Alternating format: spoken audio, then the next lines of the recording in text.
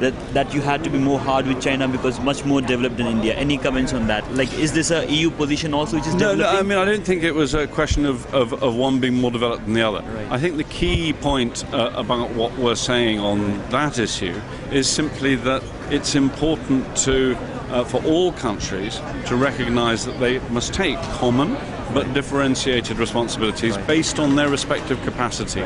And what we mustn't have is a system which effectively decided that certain countries are developing and certain countries are developed based on what the situation was in 1992, which is now a very long time ago. So, for example, Singapore is counted as a developing country, even though it's richer in income per head than every single European country except one. Right.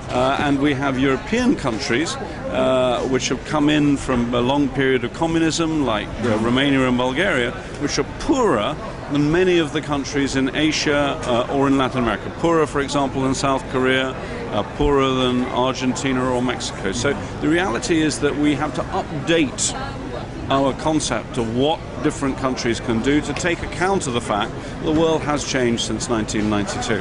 Okay, so I have just one more question. It's in the media reports being said that EU has agreed to give conditional extension to the Kyoto Protocol.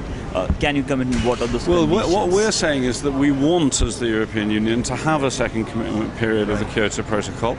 But actually, if the European Union alone were to go ahead and accept the obligations under the second commitment period, that would cover about 12% of global emissions. 88% of global emissions would not be covered. So our point is simply this. Yes, we're prepared to go ahead with the second commitment period. We want that.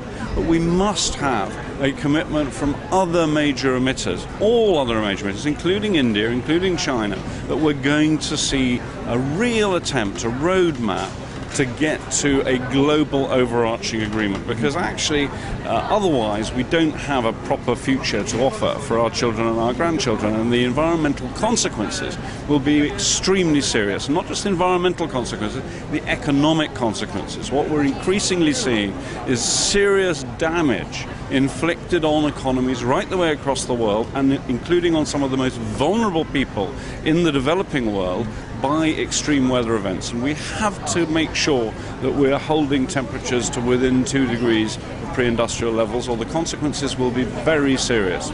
So does this also include remaking the list of Annex and non-Annex 1 countries in the Kyoto Protocol? Well, it's clearly what we have to do is have some way of updating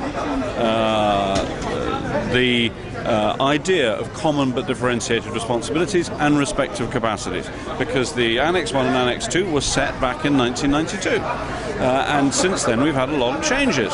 And we've had since then, for example, countries in Eastern Europe that had been under communism joining the European Union, and they are poorer than a lot of the countries that are actually in the developing world, and a lot of the countries that are counted as developing based on that definition back to 1992, like Singapore, are much richer than any of the countries in Europe except for one, for Luxembourg. So, the question is, the key principle that is embodied in Annex 1 and Annex 2, that there should be common but differentiated responsibilities and respective rights, is absolutely right.